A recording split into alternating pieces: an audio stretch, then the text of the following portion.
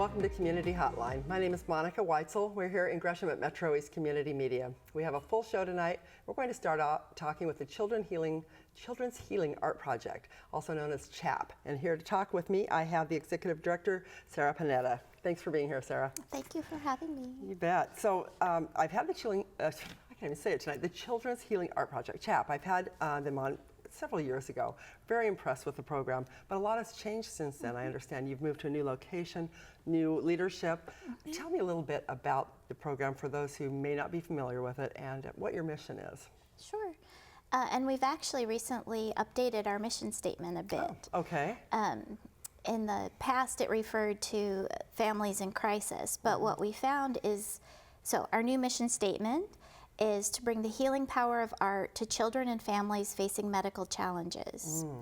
And that was important to the people that we partner with, because so often it may initially feel like a crisis when a child receives a diagnosis, but really it's the ongoing partnership and relationship that we form with them that's important. With the family, that continued support and exactly, and there are some families we've known for our entire 10-year history. Wow.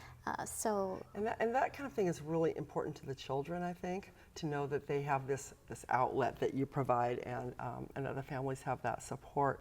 So tell our viewers, if you could, a little bit about how you provide support and to the medically. What was the wording you used? Medically challenged? Those facing medical challenges. Okay. So we have 3 programs. The one, our most long-standing, our flagship program, it takes place in hospital, specifically at Dornbecker Children's Hospital. And we actually were started by a visionary artist, Frank, who had a suitcase that he would take from room to room, and 5 hours a week. And he himself had had a health experience that had brought him back to art and really had reinforced for him the healing power of art, and so he wanted to share that. Okay. And from that initial 5 hours working with children with cancer, we've grown to providing over 40 hours a week across the hospital. Wow. That's a lot. I mean, that means so much to the kids, doesn't it? Yes, yeah. And to us and our volunteers. I'm sure. They probably find they get as much out of it as they put into it, like with most volunteer work. The kids in the hospital, how do you choose which children you're going to be working with? Do kids indicate that they're interested in art, or do you just make it available? How does that work? In the 2 inpatient units where we work, we're there on set shifts. They know when we're going to be there, but we also at the beginning go room to room and make sure they know that we're there, offer them the chance to come participate. So they come out of their rooms to a specific area? To the playroom. But then there are also children who are sometimes in isolation or not feeling like being part of the group, and so we then deliver materials to them. That's good. And that's really at the heart of CHAP, that we find a way for people to participate. We'll always find a way if they'd like to.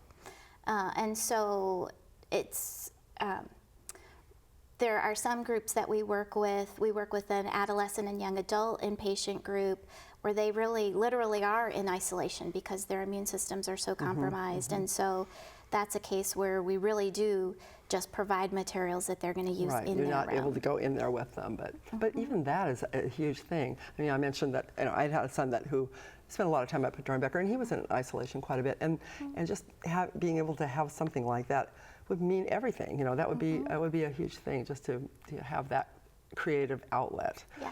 And so when you are working in the hospitals, then you get to form relationships with kids who come back fairly regularly, I imagine. Well, and there are some families that unfortunately we see again a few years later if there are recurrences. Right. And there was one day I was at the hospital and a young girl was there, about 11 years old, and she was so excited to see CHAP because she remembered us with such joy. And my heart kind of broke because I thought, oh my goodness, you shouldn't be back here. Right. But the fact that you were there probably helped her get through whatever she was going through. Yes. Yeah. Do you find that you get a lot of stories that really get you right here. Oh, absolutely. Yeah, And actually, in addition to the inpatient programs, we work in selected waiting areas. And one is outside the pediatric surgical operating suites. And so there, it's often the families and siblings who are waiting for a child who's having surgery. And Scary, scary time. absolutely. And there we do beading with them. So beads, it's amazing. We have so many people who donate beads to us and materials and jewelry making supplies. And we have many people, sometimes you might not expect, but it's a dad who's creating a bracelet for a daughter or something for his wife. And they really find that working with the beads is, I think, very meditative, and it helps them focus energy. And they're doing something instead of just sitting there waiting. Exactly. And letting they're focused on something other than what's going on in the surgical area. You brought some pictures, and I think we should take a look at some of those now. Sure. And some of them may be from the hospital, some from other things, but I'd like to get a feel for the work that you do. Okay, so what are we looking at here? This picture actually is outside looking in at Chaplandia, which is our big annual fundraiser. And I'd like to talk a little bit more about that later. It sounds like fun. That would be great. Oops, they're going backwards from what I thought. Okay, well, it's all right, we'll work with it. Yes, and so this is a picture of spirit lamps. And spirit lamps are created from very simple materials, kind of 3 twigs that form a teepee, and then there's a base, and then there's cheesecloth wrapped over them. Volunteers prepare that much, and then children or families use tissue paper that they glue to the outside, and there's an LED light in them. Oh, I bet they're beautiful lit. They are. I mean, they're beautiful not lit. And they initially were created with the idea of something to remember a family member by, but they also often become night lights in the hospital. Yeah. And I love them, they're beautiful. This is a picture from Dornbecker, and what I loved about it was the child's smile. I know, isn't that dimples and everything? How cute. And a family member there with him. And I get to write on a shirt. Exactly. And I'm not getting in trouble for it. Yeah, and you can see the IV pole in the background. And part of what I love is that we make it possible to be messy in a place that has to be sterile. Good point. And, I never thought about that. The physicians and nurses work with us to make it possible, which is amazing. That's great. This is another picture related to Chaplandia. One of our signature items is a sparkled bike that we auction. Oh my goodness. Are those sequins? They are. We have a volunteer who paints it, and then volunteers who spend hours sequining. And there's an example of a finished bike that's being auctioned. And the bike is donated to us. Oh, how wonderful. It's beautiful. I would love to ride something like that down the street. I don't know how long those will stay on there, but it looked pretty cool.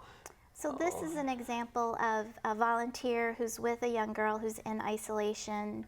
And she's just there with her, helping her do some sculpting and maybe giving her parents a little bit of respite. Because it can be really intense. And so this is an example of a girl whose brother was the patient. This is not her brother in the picture, this is another patient, but the girl, her aspiration at age 6 is to become a volunteer. And so she actually was helping this boy. That's so sweet. What a great thing. Yes. And at CHAP, we have so many volunteers. Here's another, a guest artist, who donated her time to teach sewing. And you see the girl there is part of art club.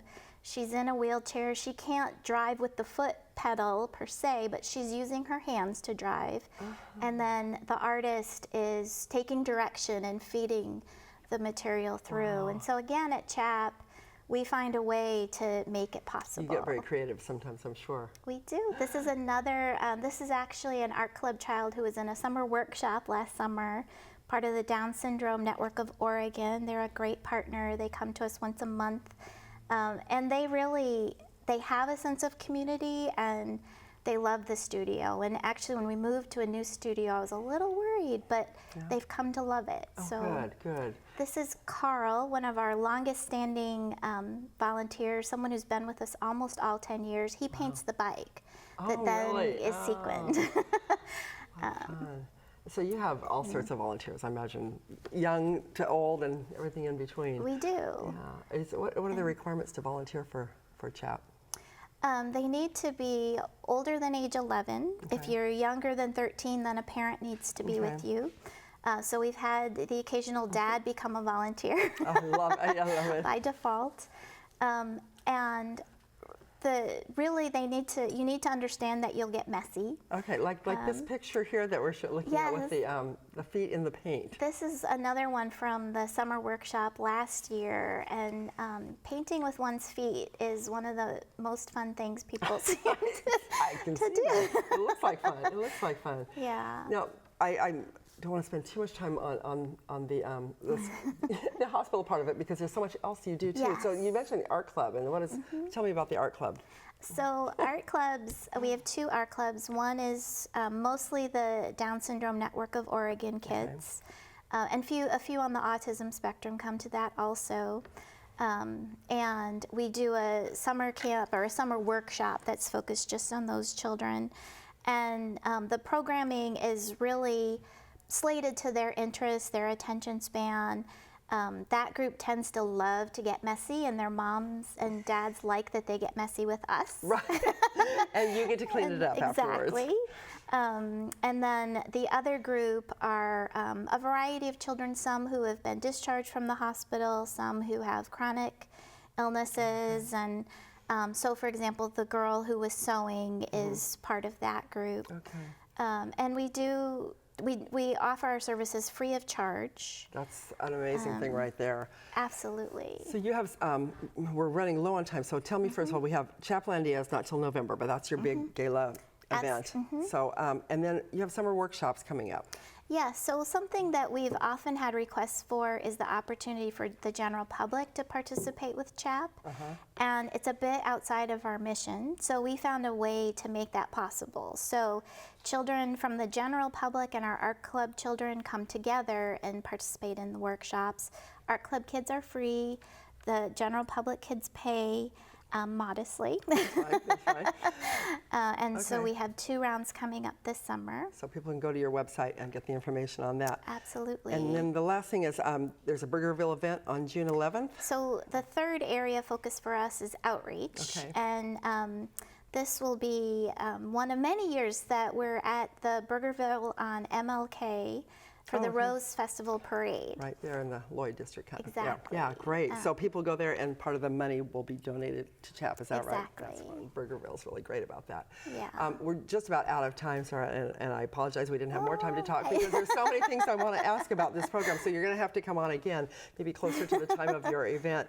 But you're doing amazing work. This is your 10th year. Yes. Congratulations for that. You're doing a great job. New location in Selwood area. Yep. And new mission, so people can go to the website, check it out. You're looking for more volunteers if you ever need them? Absolutely. Or donations, I'm sure. And donations, yes. Great. Thank you so much for being on here. I appreciate it. Thank you for having You bet. me. And thanks for watching this first segment of Community Hotline. Great organization and a great place to volunteer or to donate if you're looking for that. So stick around. We'll be right back with more of Community Hotline.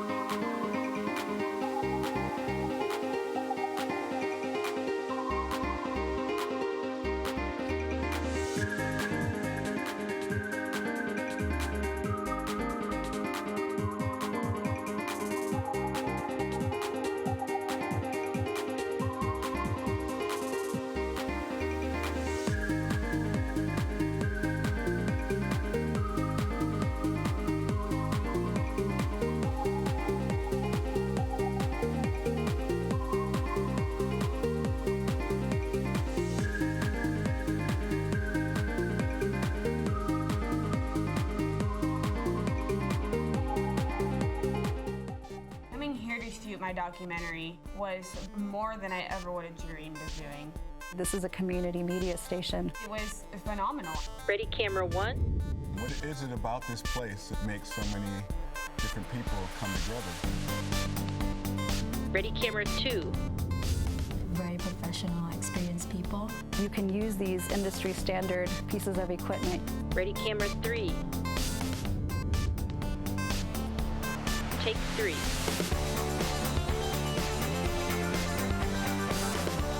You don't have to be rich to do this. Open people's eyes to something they've never even thought of before. Cool stuff happens. It becomes this community. That's going to really change who's telling the stories and who's controlling the messaging.